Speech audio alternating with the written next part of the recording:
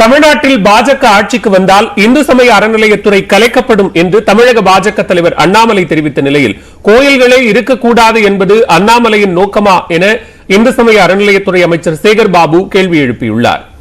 நம்முடைய கட்சி இங்கே ஆட்சிக்கு வரும் பொழுது நம்முடைய கட்சியிலிருந்து யார் முதலமைச்சராக அமைச்சர்களாக அறநிலையத்துறை யார் உட்கார்றாங்களோ முதல் நாள் அந்த அறநிலையத்துறை அமைச்சருக்கு வேலை இல்லாம நம்முடைய கட்சி செஞ்சிடும். முதல் கையெழுத்து அந்த அறநிலையத்துறை வேண்டாம் என்று.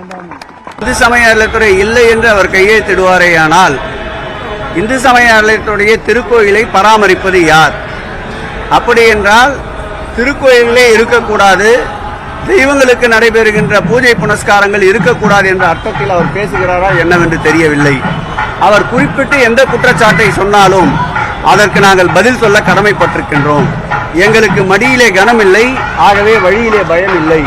பொத்தாம் பொதுவாக வாய் புளித்ததோ மாங்காய் புளித்ததோ என்று கூறுகின்ற குற்றச்சாட்டுகளை பற்றி நாங்கள் கவலை கொள்வதில்லை.